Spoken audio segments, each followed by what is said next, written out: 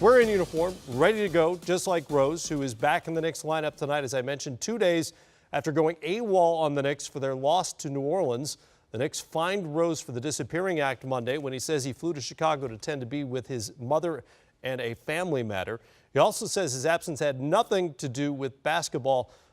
The interesting thing here is, as news comes out, whatever it might be, or as Rose fills in blanks if he chooses to do so, what the fallout might be from all this. Yeah, and I was here Monday night, and we were talking about it as it was happening. So you're taking bits and pieces of information and trying to figure out what's going on. And the Knicks weren't given a ton of information, obviously.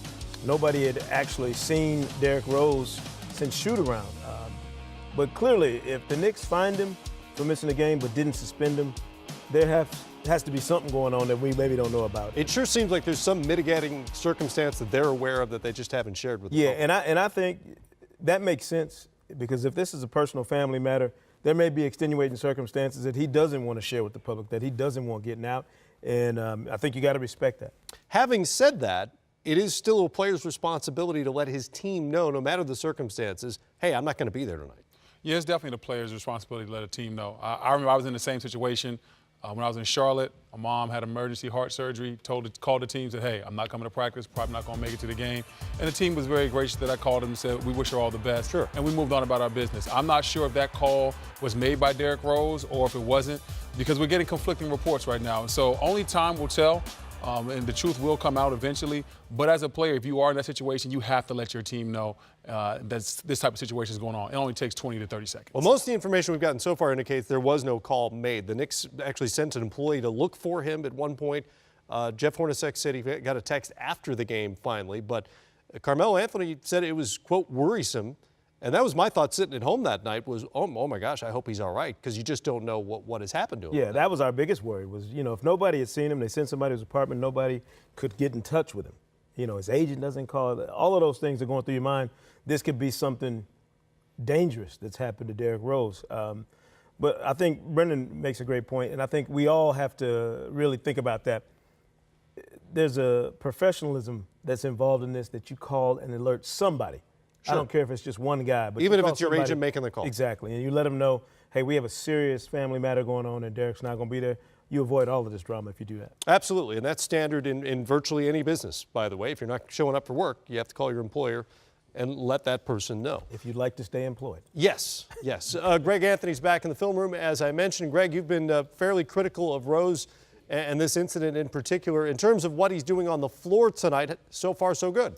It looks really good. And, one of the issues from a basketball standpoint with Derrick, starting to show more explosiveness, but still hadn't been able to get to the rim and finish in the paint with the consistency that you had come to expect. Tonight, though, we're starting to see more of that. He has been in attack mode for the Knicks all night, got a little bit of a bounce to his step, and just getting to the rim and see there the nice little jump stop and the jump hook to get the finish, then getting out in transition with this kick ahead and a nice easy finish. And then this is one that I like. You give it up, you get it back, and then you get into that lane again. That little runner, that little floater, he's having a really good job, or done a really good job, I should say, of getting all the way to the rim, and he's putting a lot of pressure on the defense. And once you've done that, now it becomes a lot easier to knock down that jump shot. You've gotten the rhythm, you've gotten the flow.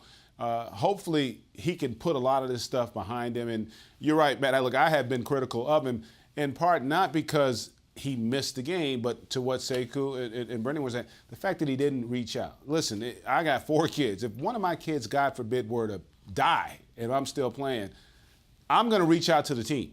You got to at least give them that courtesy. That's the real issue with this. Listen, he's had a tumultuous last 3 years, culminating with the trial that he just went through. So there's a lot going on away from basketball. We can all understand and appreciate that, but that does not take away the responsibility that you have to at least address your team. Let them know. Because a lot of people, myself included, was worried. I was thinking the guy was stranded in some ditch. The weather was bad in New York. He just didn't really have an idea.